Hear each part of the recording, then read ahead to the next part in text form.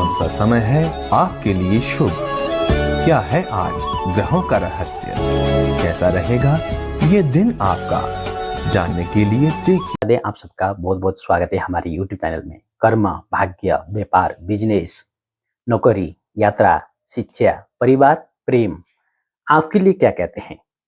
आज हम बात करेंगे कुंडली में तलाक के योग कैसे बनते हैं, तलाक क्यों होता है, क्या इसमें कोई ज्योतिषीय राज है, क्या कोई ज्योतिषी के कारण से ऐसा होता है या ग्रह के कारण से होता है, इसके बारे में हम चर्चा करेंगे। दोस्तों, वीडियो को आप शेयर करें, लाइक करें, कमेंट करें और कहां से देख रहे हैं वीडियो को सब्सक्राइब जरूर करें, आपको नई नई जानकारी मिलती रहेगी। आज हम बहुत ही महत्वपूर्ण विषय में चर्चा करने वाले हैं। देखिए, विवाहित जोड़ों के बीच में तलाक होना आजकल एक आम बात बन चुकी है। छोटी सी गलतफहमी के कारण से, थोड़ी सी शंकाएं के कारण से, आपके आर्थिक पक्ष से, कमजोर अवस्था से, घर परिवारों के कारण से इसमें तलाक के योग बन जाते हैं। सिर्फ प्रेम विवाह ही नहीं, अरेंज मैरिज जो भी होती है उसमें भी तलाक हो जाती हैं।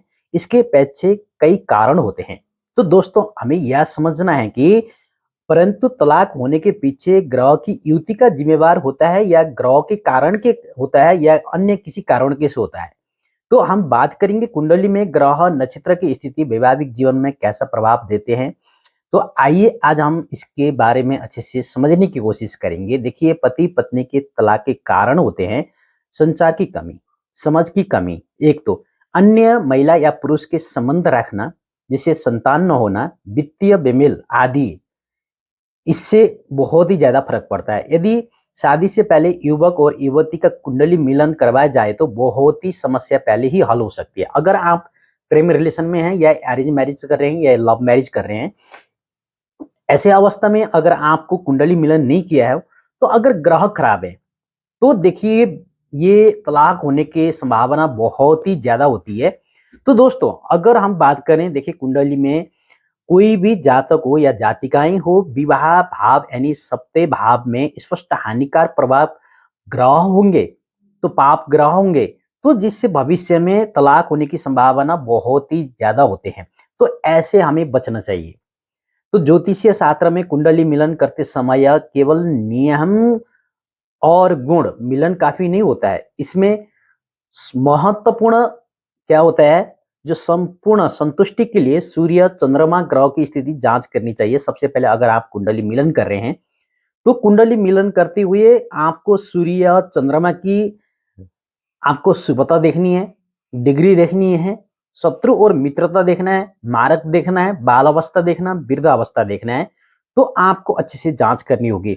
तो किसी अच्छे ज्योतिष के साथ आप इसकी परामर्श ले सकते हैं। विवाह के लिए प्रशासनिक भावों का सर्वश्रेष्ठ विश्लेषण कराना चाहिए पहले तो। अगर आप ऐसे आपका जीवन सदा प्रेम से भरा रहे अगर आप चाहते हैं, तो तलाक कुंडली के योग अगर आपकी कुंडली में सप्तम भाव, षष्ठम भाव में या अष्टम भाव में, इसके अलावा कई संभावना बनती है।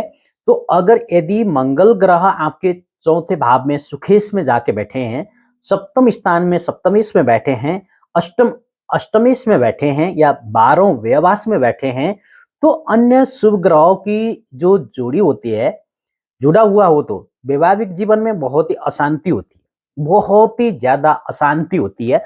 वैवाहिक जीवन में बहुत ज्यादा तलाक की संभावना रह जाते हैं। अगर आपकी कुंडली में सप्तम भाव का शनि षष्ठम भाव में जाकर बैठा है तो उस पर मंगल की दृष्टि है, तो आकस्मिक लगाव हो सकता है। तो अगर देखिए आपका सप्तम भाव का शनि षष्ठम भाव में बैठना और शनि की दृष्टि बनना, तब एक विस्तारित अदालती मामले के बाद ही जातक को तलाक हो सकती है ऐसी अवस्था में। तो देखिए, इसके अलावा तलाक की जिम्मेवारी की ग्रह के योग जो होते हैं, ज्योतिषीय शास्त्र के अनुसार इन ग्रहों के अलग प्रभाव से जैसे तलाक के योग बन जाते हैं। प्रमुख माना गया है सूर्य, मंगल, शनि, राहु और केतु। इन अशुभ ग्रहों की वजह से जातक के वैवाहिक जीवन में बहुत सारे कष्ट उठाने पड़ते हैं। अगर इन ग्रहों की सातों सप्तम दृष्टि या सप्तम भाव में इन ग्रहों की दृष्टि है या इस ग्रह राशि में आपके सप्तम स्थान में बैठे हैं, तो तलाक के योग बन जाते हैं। तो आपको जीवन में, वैवाहिक जीवन में बहुत सारे कष्ट उठाने पड़ते हैं।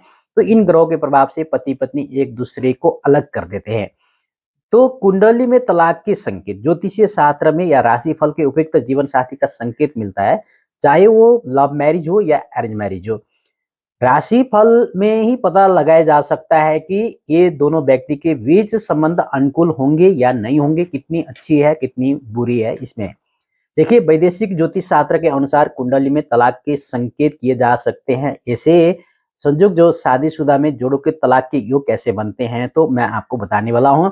कुंडली में चौथा भाव पारिवारिक है और सुख है और शांति का प्रतिनिधि करता है। तो यदि चतुर्भाव का शनि की स्थिति ठीक ना हो तो जातक परिवार संबंधी कष्ट का सामना करना पड़ता है। तो कुंडली में सप्तम भाव का मुख्य रूप से अगर देखा जाए तो विवाह प्रतिनिधि करता है। तो यदि सप्तम भाव का शनि पीड़ित हो तो विवाह कई प्रकार की गंभीर स्थितियां बन जाती है, तो समस्याएं बढ़ जाती हैं। तो दोस्तों, कुंडली में दूसरा भाव कुटुंब और प्रतिनिधि का भाव को प्रतिनिधि करता है। तो अगर दूसरे भाव की खराब स्थिति है तो तलाक की संभावना बहुत ही ज्यादा हो जाती है। तो यहाँ पे बचने के रास्ते बहुत ही कम हो जाते हैं। इसके अलावा ज्योतिष की कुछ उपाय हैं। विवाह से पूर्व आप कोई लड़का है या लड़की या जातक है या जातिकाएं हैं तो कुंडली मिलन कराना बहुत ही अत्यंत आवश्यकता होती है। ऐसा करने से आप तलाक की संभावना से बहुत ही हद तक बच सकते हैं। अंत जीवन में तलाक से बचने के लिए सर्वश्रेष्ठ समाधान कुंडली मिलन के बाद ही विवाह करना चाहिए। जीवन साथी की अनुकूल जांच करानी चाहिए जिसका वैवाहिक जीवन सफल हो। तो अगर अक्सर पूछे जाने वाले सवाल देखिए, अगर आप विश्वास करते हैं तो कुंडली में विवाह के योग जानने के लिए किन भावों का हमें पहले देखना चाहिए। कुंडली में विवाह के योग के लिए चौथा भाव, सप्तम भाव, दूसरा भाव, 12वां भाव और अष्टम भाव भी देखा जाता है। तो कई व्यक्ति के मंगल जो है अष्टम भाव में बैठते हैं तो मांगलिक दोष हो जाता है। सप्तम भाव में मंगल बसने से मांगलिक दोष हो जाता है। सुख भाव में जाकर मंगल बैठना तो इसमें मांगलिक दोष लगता है, और लग्न में द्वितीय भाव में और द्वितीय भाव में तो मांगलिक दोष उत्पन्न हो जाते हैं। तो ज्योतिष के अनुसार कैसे रोका जा सकता है, इसके लिए अगर आप शांति कराएं, पहले कुंडली मिलन कराएं, जांच कराएं, अशुभ जो भाव है उससे आप मुक्त हो सकते हैं। कुंडली में अगर दूसरी भाव को देखा जाए, देखिए इसमें जातक को पारिवारिक जीवन का जिम्मेवारी या दूसरा कमजोर जातक के लिए वैवाहिक जीवन में कुंडली में अष्टम भाव और दूसरे भाव विवाह सूचक माना गया है। तो पति पत्नी के बीच से अगर देखा जाए तलाक के कारण, बोलचाल में कमी के कारण से, दूसरी महिला या पुरुष संबंध रखना इसकी वजह से, संतान न होना और आर्थिक पक्ष की कमजोरी की वजह से कुंडली के अलावा कौन से योग अन्य बताए जाते हैं। देखिए इसमें सूर्य, मंगल, शनि, राहु, केतु जो ग्रह हैं शादीशुदा जीवन के लिए ये बहुत ही अशुभ माने गए हैं। तो ऐसे में अगर सप्तम भाव में बैठे हैं, एक ग्रह से ज्यादा ग्रह सप्तम स्थान में बैठते हैं, पापी ग्रह हैं, तो ऐसे आपके जीवन में क्या होता है कि लगभग आपके जीवन में ये डिवोर्स की संभावनाएं बहुत ज्यादा बन जाती हैं। तो दोस्तों, वीडियो को आप शेयर करें, लाइक करें, कमेंट करें। आपको ऐसी नई नई जानकारी मिलती रहेगी। जय शंभू, हर हर महादेव।